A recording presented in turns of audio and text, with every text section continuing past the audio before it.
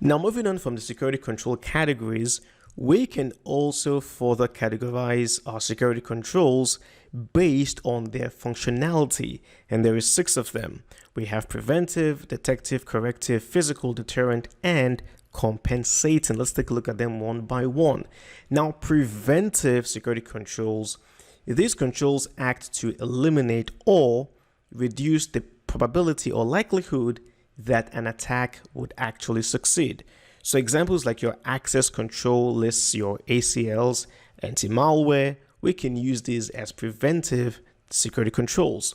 Now, directives and standard operating procedures, the SOPs, can be regarded as administrative versions of preventive controls.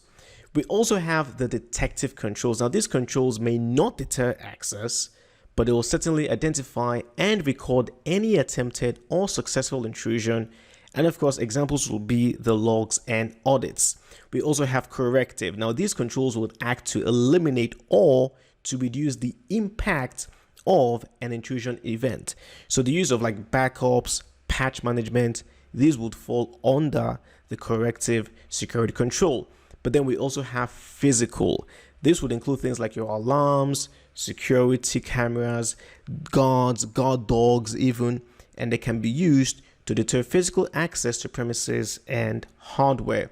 And of course, deterrent. These controls can psychologically, that's the keyword here, psychologically discourage an attacker from attempting an intrusion. So examples would be like your signs and warnings of legal penalties, like the, do not trespass, private property signs, things like that. And then compensating. Now, these controls will serve as a substitute for a principal control by a security standard and enforce the same or maybe even better level of protection, but uses a different methodology or technology. Now, here's kind of like an image describing the whole thing. We have preventative that will try to precede an event and will attempt to prevent or block that event from even happening in the first place. And then detective will operate during that event to try to identify the kind of attack that's going on. And then corrective comes in to mitigate the attack. And we have the other conditional, or I'm sorry, the other control functional types. We have physical, compensating, and of course, deterrent. Thank you so much for watching. I will see you in the next class.